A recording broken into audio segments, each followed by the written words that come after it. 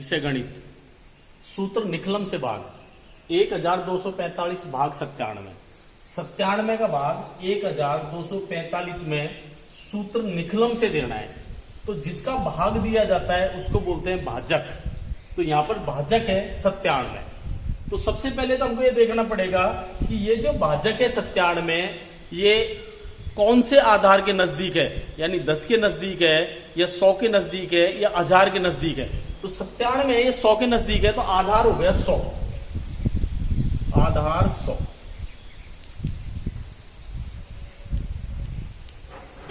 भाजक, भाजक 97। इसके बाद पूरक निकालेंगे। पूरक का मतलब है कि 97 में कितना जोड़े कि आधार के नजदीक हो। तो 97 में अगर हम 3 जोड़ेंगे तो आधार 100 हो जाएगा, तो इसलिए पूरक हो गया पूरक 3। 97 और 3 100 हो गए, यानी इस 97 में इस पूरक को जोड़ने पर आधार के बराबर होगा।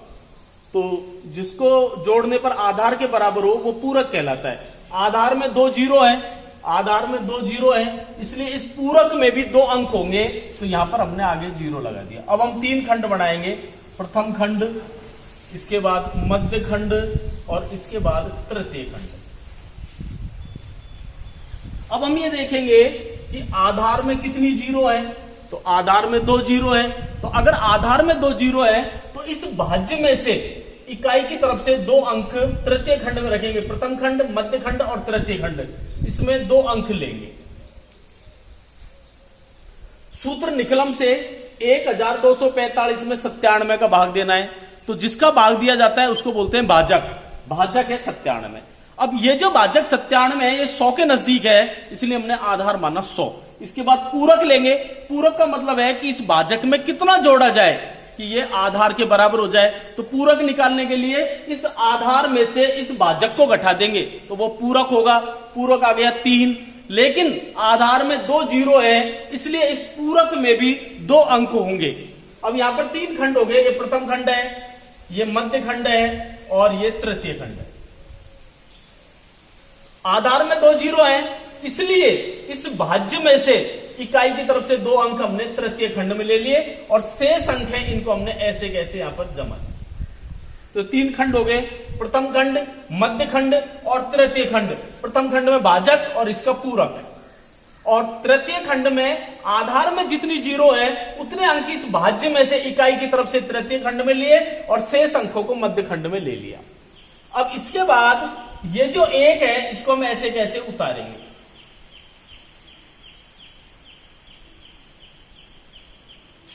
इस 1 को हमने ऐसे कैसे उतार दिया, ये 1 उतारा। अब 1 को इस 0 से गुणा करेंगे और 1 को 3 से गुणा करेंगे। तो 1 को 0 से गुणा करेंगे 0 और 1 को 3 से गुणा करेंगे 3। अब इस 2 को और 0 को जोड़ेंगे तो 2। 2 को 0 से गुणा करेंगे 0 और 2 को 3 से गुणा करेंगे 6। 6 और 5 11, 4 और 3 7 और 1 8। तो भागफल है 12 और शेष फल है 81। भागफल 12, भागफल 12 और शेष फल 81। यह है सूत्र निकलम से भाग करने की विधि। तो इस सूत्र के द्वारा हम कोई सा भी भाग सूत्र निकलम से कर सकते हैं।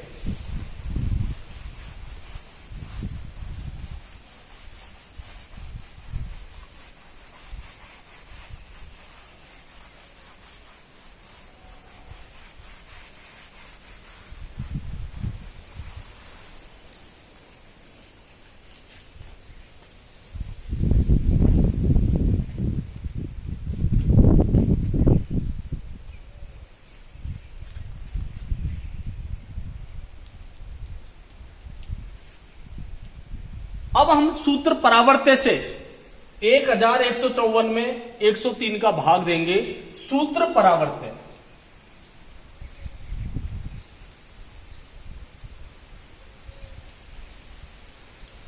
अगर ये भाजक है, ये आधार से अधिक है, आधार से बड़ा है, तो सूत्र परावर्त्य से होगा। और अगर भाजक आधार से छोटा है तो सूत्र निकलम से होगा। तो यहां पर भाजक 103 है, आधार से बड़ा है, आधार 100 है, 103 100 के नजदीक है, आधार है 100।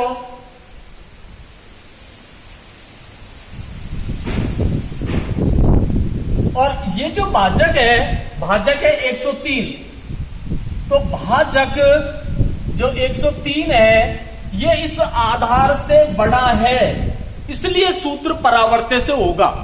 अगर ये भाजक आधार से छोटा होता तो सूत्र निकलम से होगा। तो ये भाजक हो गया। इसके बाद निकालेंगे विचलन। तो विचलन हो गया, विचलन होता है संख्या माइनस आधार। तो इस 103 में से 100 को घटाएंगे तो विचलन आएगा 03 प्लस का। 103 में से अगर 100 घटाएंगे 3 आएगा, लेकिन आधार में 2 जीरो है, इसलिए इस विचलन में भी 2 अंक होंगे। तो विचलन हो गया 03, 0 और प्लस का 3 है। अब इसके चिन्ह बदलेंगे तो परावर्तित अंक परावर्तित करेंगे तो 0 और ये प्लस का 3 है, ये हो जाएगा माइनस का 3। इसके बाद वही 3 खंड बनेंगे। ये प्रथम खंड है, ये मध्य खंड है और ये तृतीय खंड है। अब हम ये देखेंगे कि आधार में कितनी जीरो है, आधार में 2 जीरो है। तो इस भाज्य में से 2 अंक वही तृतीय खंड में ले लेंगे और शेष अंकों को मध्य खंड में ले लेंगे। बाकी वही काम करना है। अगर इसमें यह ध्यान रखना है कि ये जो भाजक है अगर आधार से अधिक है तो सूत्र परावर्त्य से होगा, आधार से कम है सूत्र निकलम से होगा। तो ये भाजक है, भाजक 103 हो गया। इसके बाद हमने निकाला विचलन।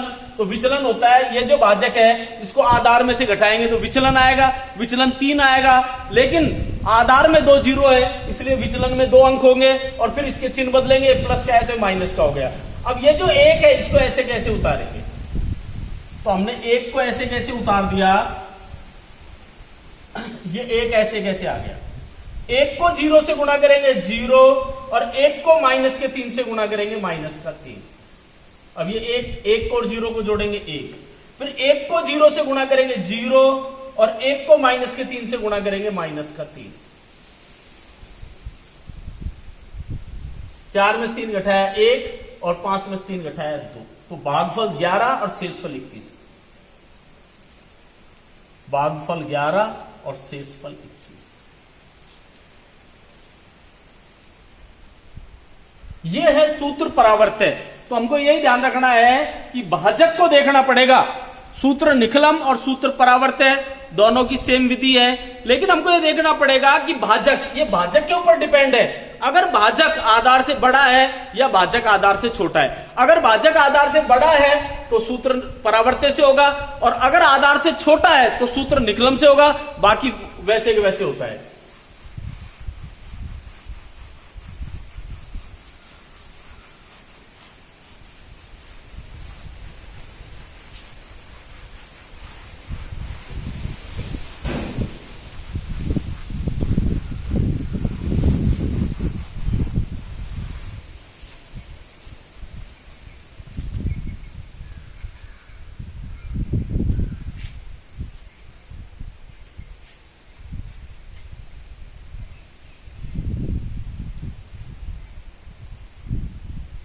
अब मैं आपको 4532 में 112 का भाग देना बताऊंगा सूत्र ध्वजांक विधि से।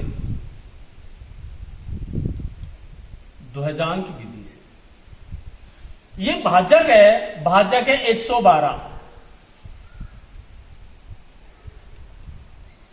तो ये जो भाजक है इस भाजक का इकाई अंक या इकाई सहित अंक ध्वजांक होता है। तो ध्वजांक हम 2 भी मान सकते हैं, इसको भी मान सकते हैं और 12 को भी ले सकते हैं। ये हमारे ऊपर हम क्या लेना चाह रहे हैं। तो ये जो भाजक है इस भाजक का इकाई का अंक ध्वजांक है, ये ध्वजांक है, इकाई अंक ध्वजांक है। और ये जो शेष अंक है ये है मुख्यांक।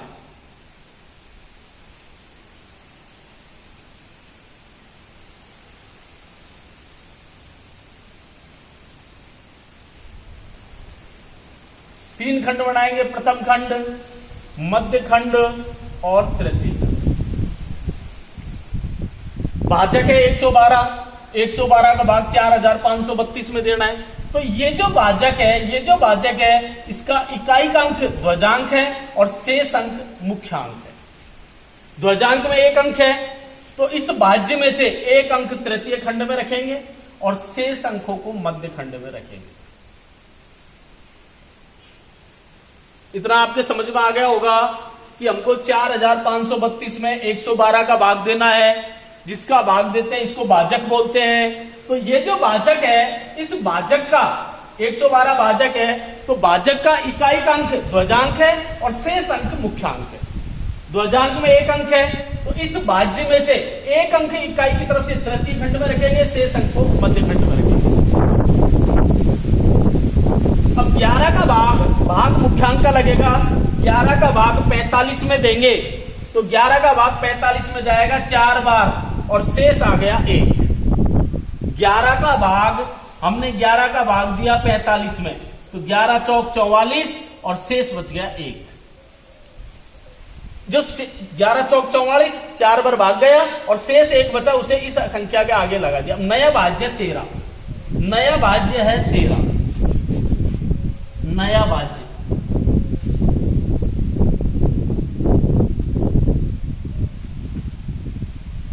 लेकिन हम क्या करेंगे, इस 13 में भाग नहीं देंगे, इसको और इसको गुणा करेंगे, ध्वजांक और इस भागफल को 4 दूनी 8 और इस 13 में से 8 को घटाएंगे 5। ये आ गया संशोधित भाज्य। अब 11 का भाग 5 में देंगे, 11 का भाग 5 में देंगे 0 बार जाएगा और 5 का 5 0 बार गया और शेष बच गया 5। अब हमारे पास शेषफल आ गया 52। लेकिन हम ये जो शेषफल है 52, हम संशोधित शेषफल निकालेंगे। संशोधित शेषफल है 52, लेकिन संशोधित शेषफल करेंगे तो 0 को इस 2 से गुणा करेंगे तो 0 को 2 से गुणा करेंगे तो 0 ही, तो 52 में से 0 घटाएंगे तो 52 का 52 ही आ जाएगा।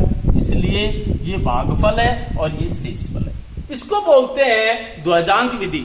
तो भाग करने की 3 विधि है, सूत्र निकलम, सूत्र परावर्तय और सूत्र ध्वजांक। ये मैंने पहले भी ये सवाल समझाया था, सूत्र निकलम का भी बताया था, सूत्र परावर्तय का भी बताया था और ध्वजांक विधि से भी बताया था।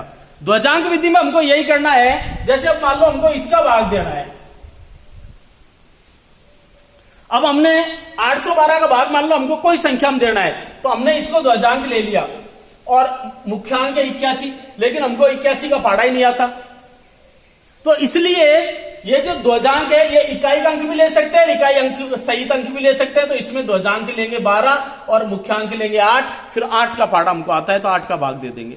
तो इसलिए ये हमको देखना पड़ेगा, जब हम ध्वजांक और मुख्यांक लेंगे तो हमारे ऊपर हम किस तरीके से लेना चाहते हैं। जैसे यहां पर मैंने इसको ध्वजांक लिया तो मुख्यांक मैंने 11 लिया, 11 का भाग देना था, 11 का पहाड़ा मेरे को आता है। लेकिन अगर हम 812 का भाग देंगे और अगर हमने 2 ध्वजांक ले लिया तो मुख्यांक लेंगे 81, 81 का पहाड़ा हमको आता नहीं है। तो ये मैं कल बताऊंगा इस तरीके का सवाल।